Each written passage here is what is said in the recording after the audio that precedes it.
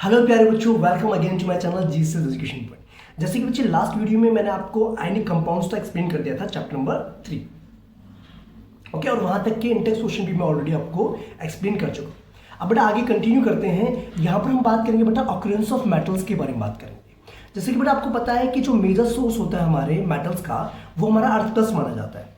और कुछ मेटल जो है सॉल्ट की फॉर्म में प्रेजेंट होते हैं, जैसे सी के अंदर से सोडियम क्लोराइड, मैग्नीशियम क्लोराइड, ये सब हमारे जो सॉल्ट्स हैं वो सॉल्युबल फॉर्म में प्रेजेंट होते हैं, जिनके अंदर भी मेटल्स प्रेजेंट होता है। ओके, अब ये चीज बेटा यहाँ पर एक डेफिनेशन मेंशन है, द एलिमेंट्स और compounds which occur naturally in the earth crust are known as minerals. जो नेचुरल फॉर्म में अर्थ क्रस्ट में प्रेजेंट होते हैं एलिमेंट्स या कंपाउंड्स, उनको हम मिनरल्स कहते हैं।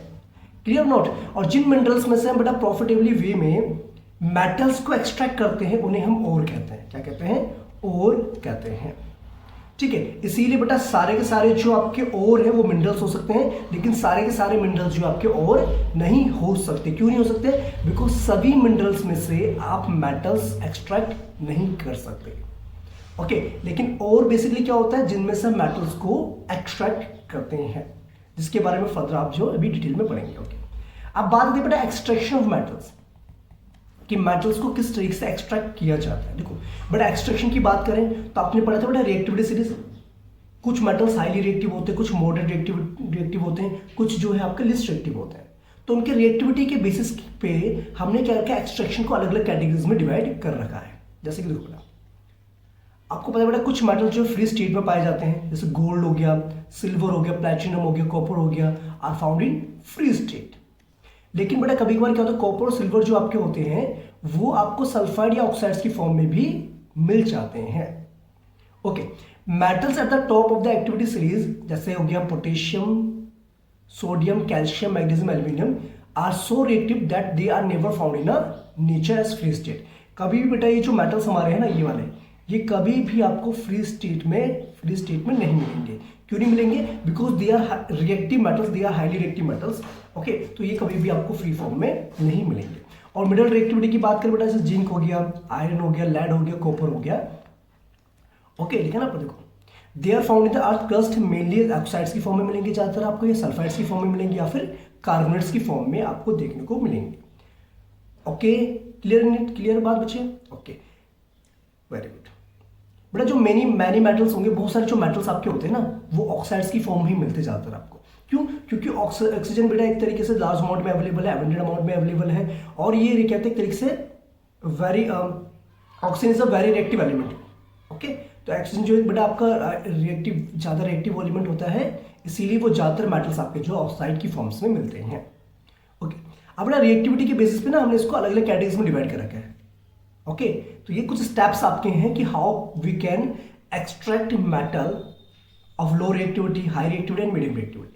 ओके, तो ये पूरा क्राइटेरिया, ये जो फ्लो चार्ट दिया गया ना आपको बेटा, ये आपको पता होना जरूरी है, बिकॉज यहां से एक बार आपका 3 मार्क्स का क्वेश्चन एग्जाम में आया था। ठीक है, उसमें पूछ लिया गया था बेटा कि अगर मेटल्स ऑफ मिडल रिएक्टिविटी को अगर हम एक्सट्रैक्ट करेंगे तो उसका स्टेप्स क्या क्या होंगे। ओके, देखो बेटा पहला स्टेप क्या होता है, जो ओवर आपको होता है उसमें बेटा क्या होती है, कुछ इंप्योरिटीज प्रेजेंट होती है। क्या होती है? कुछ इंप्योरिटीज प्रेजेंट होती हैं, डस्ट की फॉर्म में, मतलब सॉइल की फॉर्म में, सैंड की फॉर्म में। ओके, तो उस इंप्योरिटीज को रिमूव करने को हम क्या कहते हैं, कंसंट्रेशन ऑफ ओर कहते हैं। तो पहले सबसे पहले हम क्या करेंगे, उसमें से इंप्योरिटीज यानी कि जिसको हम कहते हैं गैंग, गैंग कहते हैं। ओके, इसको रिमूव करना बहुत ज्यादा जरूरी होता है। ओके, क्लियर, वो तो हमने रिमूव कर दिया। अगर हाई रिएक्टिव वाले मेटल्स होंगे तो बेटा उसको इलेक्ट्रोलाइसिस करना पड़ेगा। इलेक्ट्रोलाइसिस का मतलब होता है उनके जो सॉल्ट होंगे, जैसे सोडियम क्लोराइड हो गया, पोटेशियम क्लोराइड हो गया, मैग्नीशियम क्लोराइड हो गया, इनके सॉल्ट को क्या करते हैं, पहले हम मोल्टिन फॉर्म में लेके आएंगे, फिर उसके अंदर से करंट को पास ऑन करेंगे, और जिसकी वजह से क्या होगा, मेटल्स आपके सेपरेट आउट हो जाएंगे। ओके, और वहां से आपको प्योर मेटल मिल जाएगा। ठीक है, जो भी फर्दर मैं आपको एक्सप्लेन और करूंगा इसको। ठीक है, ओके। जो मिडिल रिएक्टिविटी वाले होते हैं बेटा, वो ज्यादातर आपको कार्बोनेट्स की फॉर्म में मिलते हैं या फिर सल्फाइड की फॉर्म में मिलते हैं, जैसे जिंक सल्फाइड हो गया, जिंक कार्बोनेट हो गया। ओके, अगर कार्बोनेट की फॉर्म में होंगे तो उसका हम कैल्शिनेशन करते हैं in the limited amount of air में। ओके, तो पहले उसको ऑक्साइड्स की फॉर्म में कन्वर्ट किया जाता है, फिर उसको किसी भी मेटल के साथ उसको रिडक्शन करते हैं, या फिर कार्बन के साथ हम रिड्यूस करवा करके मेटल्स मिल जाता है हमें। उसके बाद उसका प्यूरिफिकेशन किया जाता है मेटल का। ठीक है, ओके। जो लो रिएक्टिविटी वाले होते हैं बेटा वो ज़्यादा सल्फाइड ऑर्स की फॉर्म में मिलते हैं, तो उसको हम रोस्टिंग करते हैं। रोस्टिंग करने के बाद जो मेटल हमारा मिलता है उसको हम रिफाइनिंग करते हैं, और रिफाइनिंग करने से क्या होता है कि we get the pure metal. It's clear not? देखो ये लिखा है ना बेटा यहाँ पर, देखो ores mined from the earth are usually contaminated with large amount of impurities such as soil, sand, उसको हम कहते हैं गैंगवील कहते हैं, और इन impurities को रिमूव करने के प्रोसेस को हम कहते हैं बेटा कंसंट्रेशन ऑफ ओर्स कहते हैं। ठीक है, उनको रिमूव करना ज़्यादा जरूरी होता है। ओके देखो यहाँ पर बेटा मेंशन क्या क्या है, extracting metals low in activity series. देखो बेटा जो लीस्ट मतलब जो लेस रिएक्टिव मेटल्स आपकी होती हैं उनको उनके ओर से हम किस तरीके से एक्सट्रैक्ट करेंगे, तो सिंपल से देखो बेटा जो मर्क्यूरी होता है, मर्क्यूरी का और होता है बेटा सिनेवर HGS। ओके तो हम क्या करते हैं HGS को पहले बेटा हीट करते हैं ऑक्सीजन के प्रेजेंस में, ऑब्वियसली बात है, तो क्या बनाएगा मर्क्यूरिक ऑक्साइड बनाएगा, मर्क्यूरिक ऑक्साइड बनाएगा। फिर उसको फर्दर हीटिंग करेंगे तो क्या होगा, ये जो है हमारा HgO ये रिड्यूस हो जाएगा और Hg आपको मिल जाएगा। ओके तो डायरेक्टली हीट करके भी जो है आप लो रिएक्टिव मेटल्स को एक्सट्रैक्ट कर सकते हैं उनके ओर की फॉर्म में से। जिसमें बेटा क्या है यहाँ पर आपका कॉपर जब पाया जाता है बेटा नेचर की फॉर्म में, मतलब और की फॉर्म में Cu2S की फॉर्म में मिलता है, यानी कॉपर सल्फाइड की फॉर्म में। ओके तो जब इसको बेटा हम हीट करेंगे तो ये बनेगा कॉपर ऑक्साइड बनेगा। फिर फर्दर हीट करने के बाद हमें क्या होता है कॉपर जो है प्योर फॉर्म में मिल जाएगा। ओके और नॉट? ठीक है, तो हम डायरेक्टली जो है लीस्ट रिएक्टिव मेटल्स के ओर्स को अगर हम क्या करें हीट करें तो we can get the metal. Okay तो हमें मेटल मिल सकता है। लेकिन बेटा आपको पता है जो मेटल्स मिडल्स रिएक्टिविटी सीरीज के होते हैं वो ज्यादा आपको ऑक्साइड्स की फॉर्म में, सल्फाइड्स की फॉर्म में और कार्बन्स की फॉर्म में आपको मिलते हैं। ठीक है, जैसे आपको पता है यहाँ पर आयरन हो गया, जिंक हो गया, लेड हो गया, कॉपर हो गया, ये होते हैं मॉडरेटली रिएक्टिव होते हैं। Okay these are usually present in sulphides और कार्बन्स इन नेचर। ये ज्यादा आपको कार्बन्स की फॉर्म में मिलेंगे या फिर सल्फाइड्स की फॉर्म में मिलेंगे। ठीक है, अगर सल्फाइड्स की फॉर्म में है तो सल्फाइड्स की फॉर्म में से और कार्बन्स की फॉर्म में से बेटा हमें क्या करना पड़ता है, सबसे पहले उसको ऑक्साइड्स की फॉर्म में कन्वर्ट करना पड़ता है। क्यों? क्योंकि ऑक्साइड से मेटल को एक्सट्रैक्ट करना ज्यादा इजी होता है कंपेयर टू द सल्फाइड्स और कार्बन्स की फॉर्म में।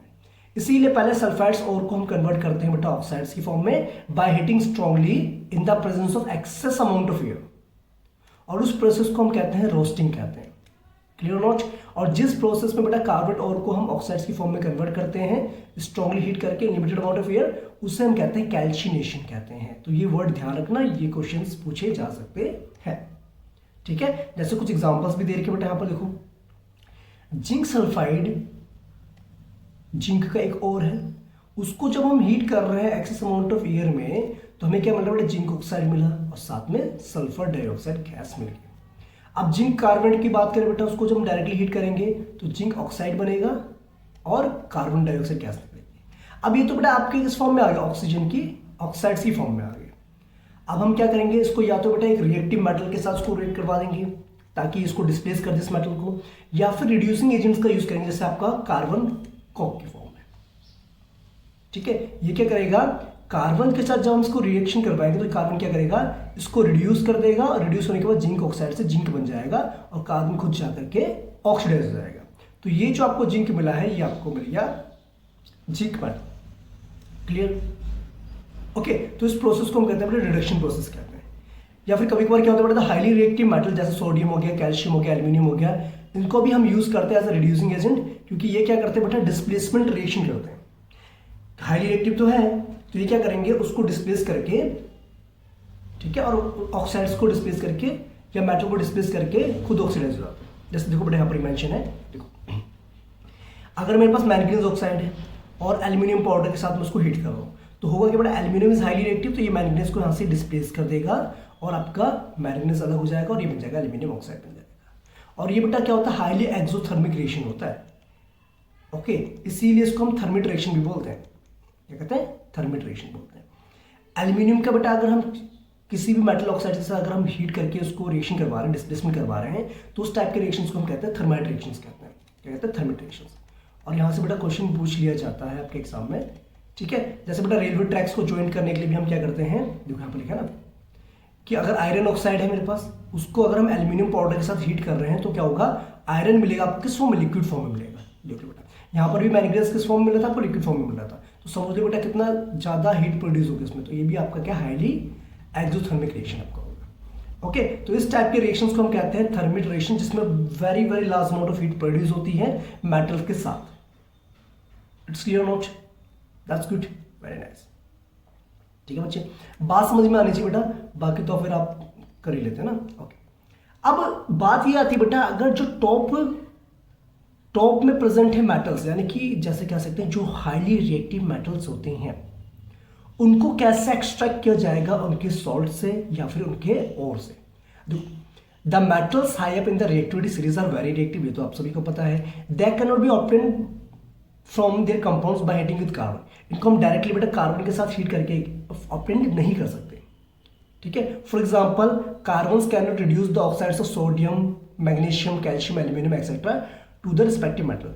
This is because these metals have more affinity for the oxygen than carbon. Okay, basically होता क्या है ना बेटा, कार्बन इनको क्या करते हैं, इनको रिड्यूस नहीं कर सकते इनके ऑक्साइड्स को, बिकॉज इनकी जो एबिलिटी होती है ना, मतलब इन मेटल्स की, ये ऑक्सीजन के साथ इनकी जो है रिएक्टिविटी ज्यादा फास्ट होती है कंपेयर टू द कार्बन के कंपेरिजन में, इसीलिए कार्बन जो इनको रिड्यूस नहीं कर सकता।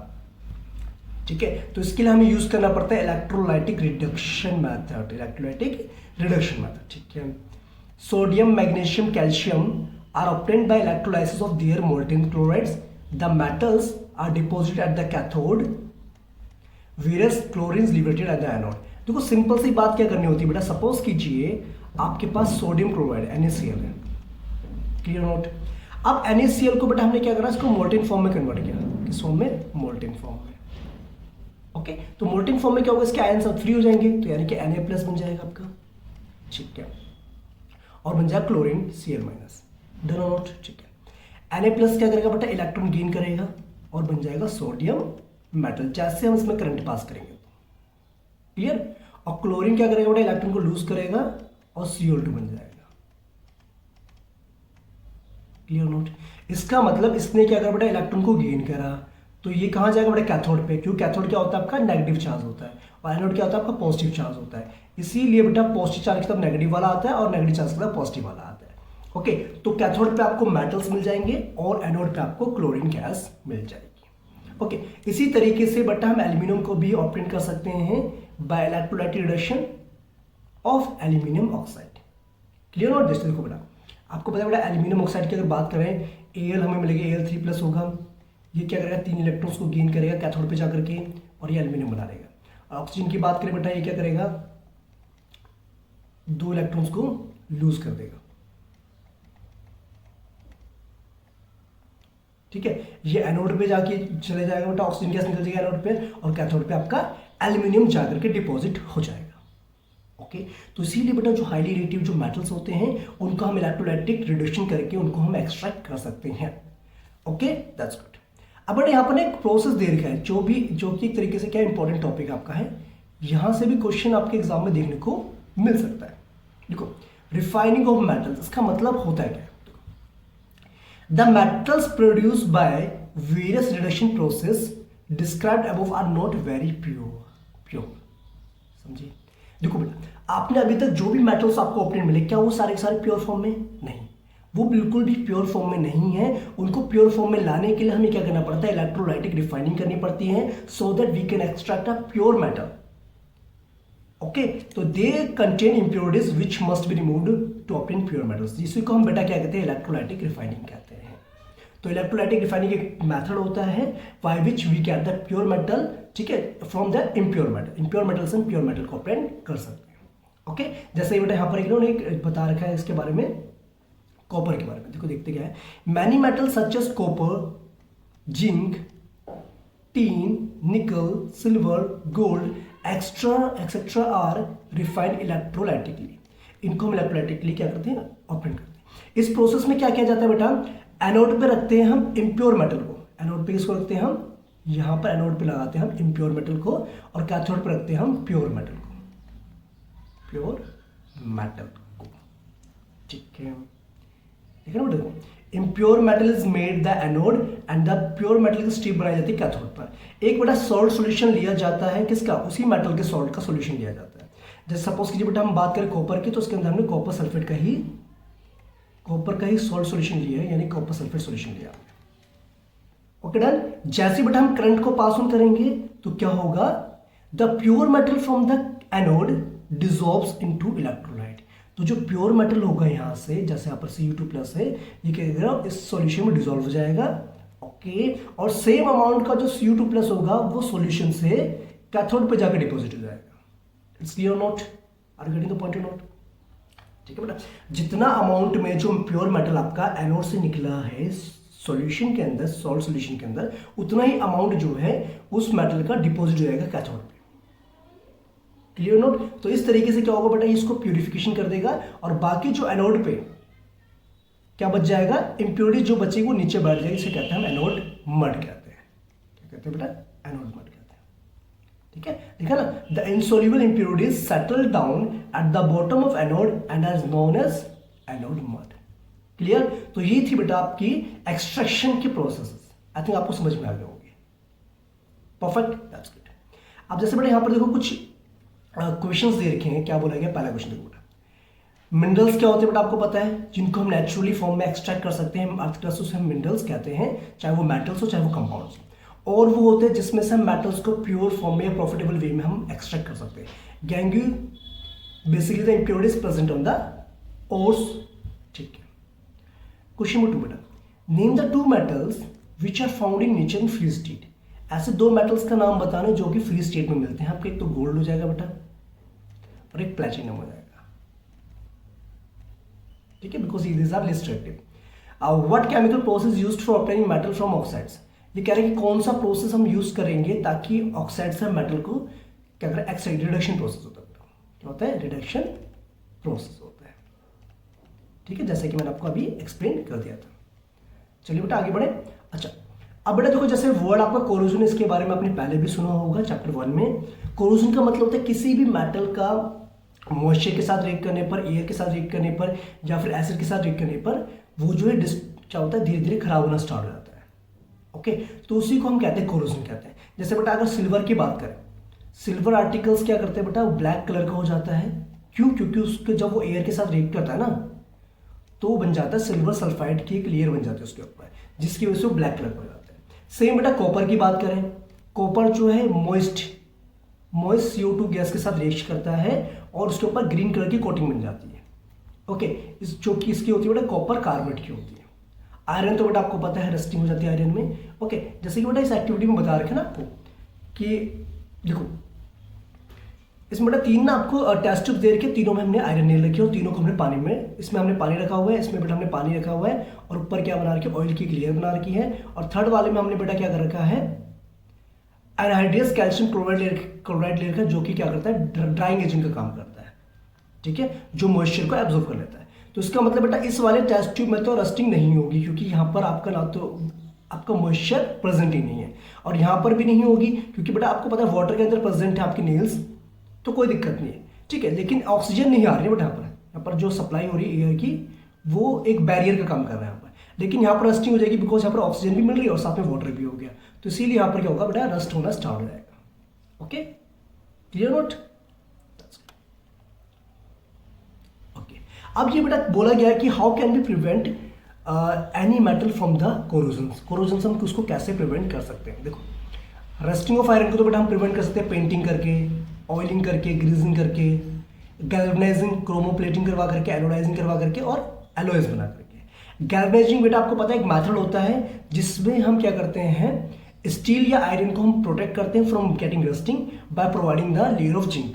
और बेटा होता क्या ना, देखो, the galvanised article is protected against rusting even if the zinc coating is broken. ये कह रहा है कि अगर जिंक की कोटिंग ब्रेक भी हो जाएगी ना, फिर भी आयरन आर्टिकल्स जो हैं वो आपके प्रोटेक्टेड रहेंगे रस्टिंग से। क्यों? क्योंकि बेटा आपको पता है जिंक जो है आपका हाईली रिएक्टिव मेटल होता है कंपेरिजन टू आयरन। तो जब भी उसमें ऑक्सीजन वगैरह आएगी, जैसे ही वो कोई उसके कांटेक्ट में आएगा ऑक्सीजन के कांटेक्ट में, तो क्या होगा, जिंक पहले रिएक्ट करेगा आयरन से पहले। Okay, that's why. एलॉइंग तो बेटा आपको पता है जिसमें हम क्या करते हैं, बेसिकली मिक्सचर होता है मेटल्स या नॉन मेटल्स का। ओके, ये क्या करता है, एक तरीके से आपकी मेटल्स की क्वालिटी को इंप्रूव कर देता है, प्रॉपर्टीज को इंप्रूव कर देता है। जैसे बेटा आपको पता है आयरन सॉफ्ट होता है, स्ट्रेचेबल होता है, इसीलिए बेटा उसमें ना कार्बन अमाउंट मिलाया जाता है ताकि उसको हार्ड बनाया जा सके।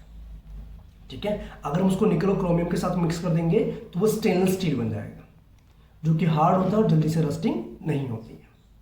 ओके, तो ऐसे ही बेटा बहुत सारे एग्जांपल दे रखे हैं, जिसको पता है आपको बेटा हम ज्वेलरीज बनाने का 24 कैरेट गोल्ड नहीं यूज़ करते, 22 कैरेट गोल्ड यूज़ करते हैं, जिसमें हम 2 कैरेट क्या यूज़ करते हैं, कॉपर को ऐड किया जाता है उसकी हार्डनेस बढ़ाने के लिए। मर्क्यूरी के एलॉय को बेटा हम एमलगम कहते हैं, ठीक है, एलॉय की बात चल रही है यहाँ पर, ठीक है, amalgam is the alloy of mercury. और ब्रास बेटा के बेसिकली क्या होता है, कॉपर और जिंक का एलॉय होता है।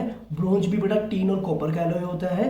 सोल्डर की बात करें, ये भी लेड और टीन का एलॉय होता है, जिसका मेल्टिंग पॉइंट लो होता है और ये वेल्डिंग पर्पज के लिए हम इसको यूज करते हैं।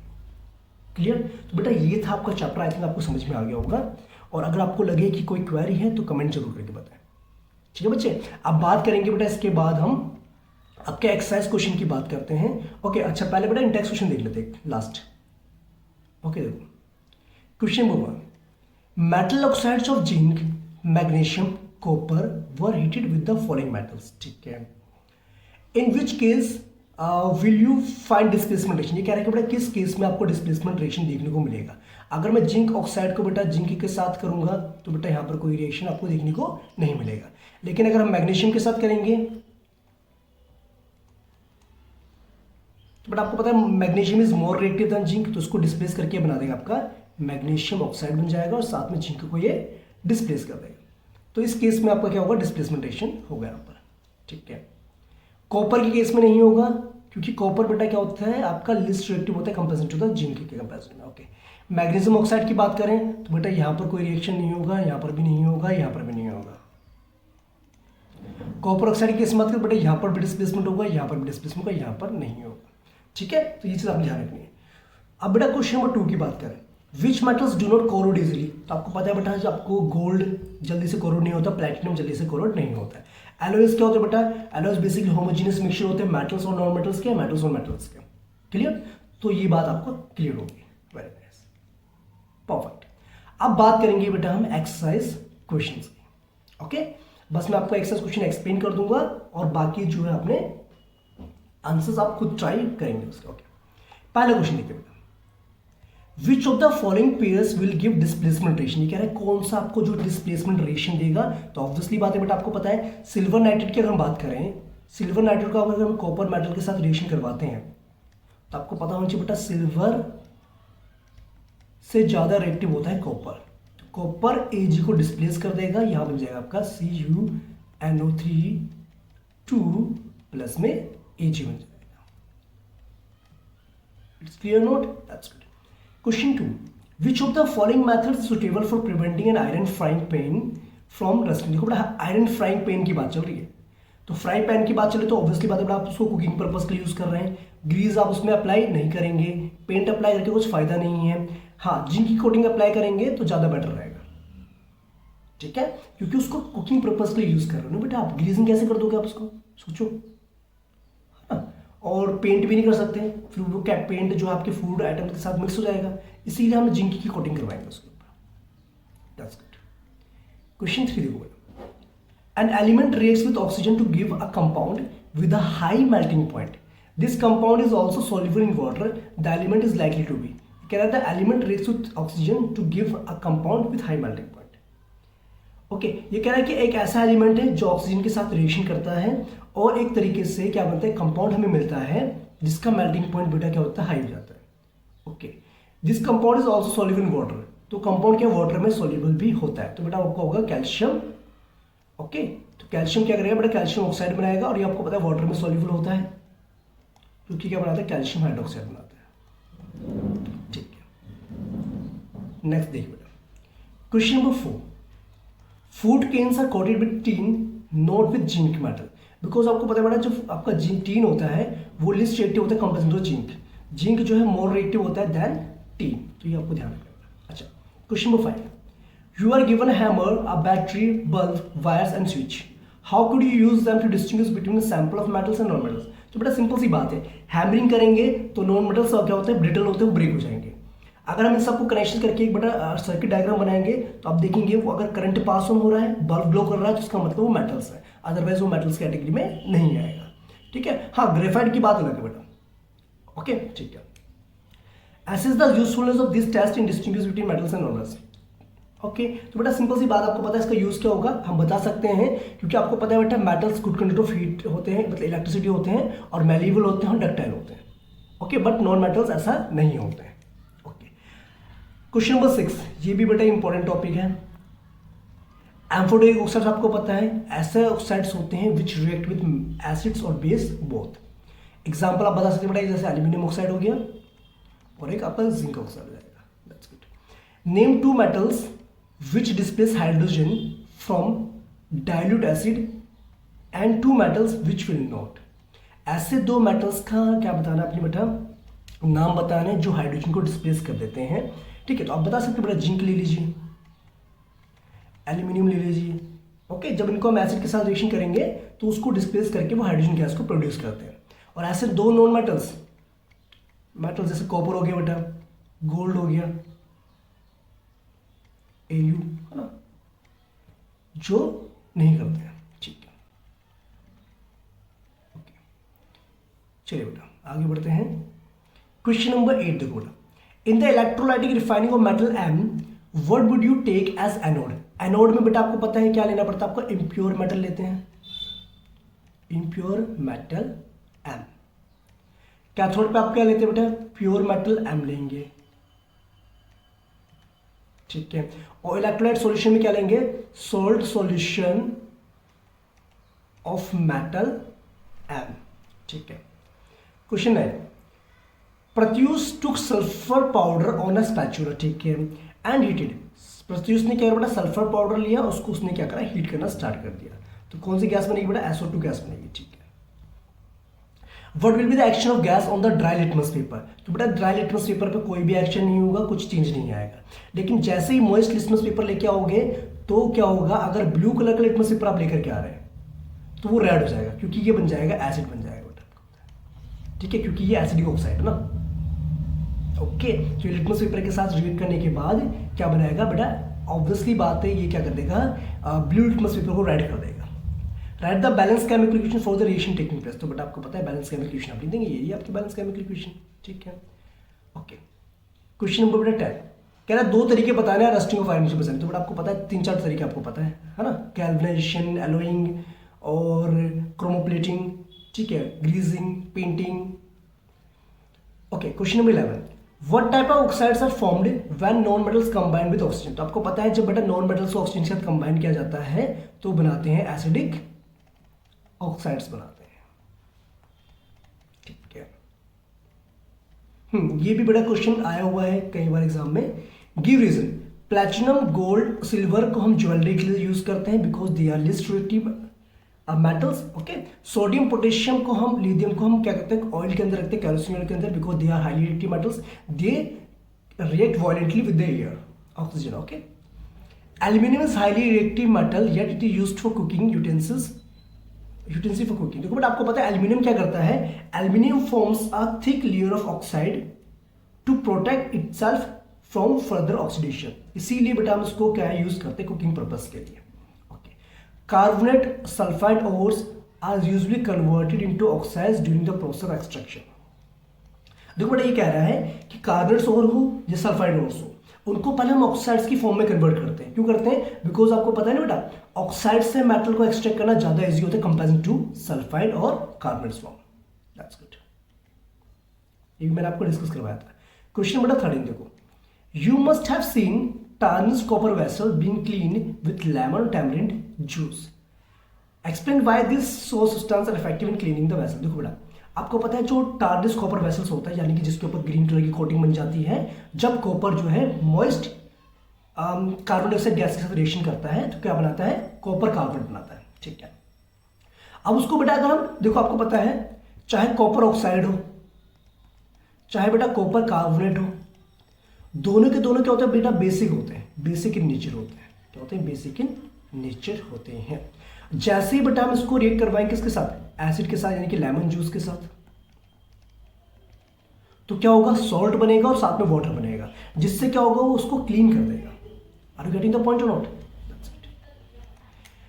Okay question number 14, differentiate between metals and non metal on the basis of their chemical properties. तो बेटा आप बता सकते हैं केमिकल प्रॉपर्टीज के बेसिस पे मेटल्स और नॉन मेटल्स को हम डिस्टिंग्विश कर सकते हैं। ओके ये भी कह सकते हैं, बट देखो मेटल्स के जो ऑक्साइड्स होते हैं वो बेसिक नेचर के होते हैं, नॉन मेटल्स के ऑक्साइड के होते हैं बट एसिडिक नेचर के होते हैं। ओके, और भी एक दो एग्जांपल आप दे सकते हैं। ठीक है, क्वेश्चन नंबर 15 बेटा, a man went door to door posing as a goldsmith. ठीक है, एक आदमी जो बेटा डोर टू डोर जाता है अपने आप को गोल्ड स्मिथ बताता है, यानी कि सुनार बताता है। He promise to bring back the glitter of old and dull gold ornaments. वो बेटा क्या करता है कि आपके जो भी ऑर्नामेंट्स है पुराने वाले, उनको बेटा वो क्या करता है, नया जैसा बना देगा, मतलब चमकदार बना देगा। An unsuspecting lady gave a set of gold bangles to him.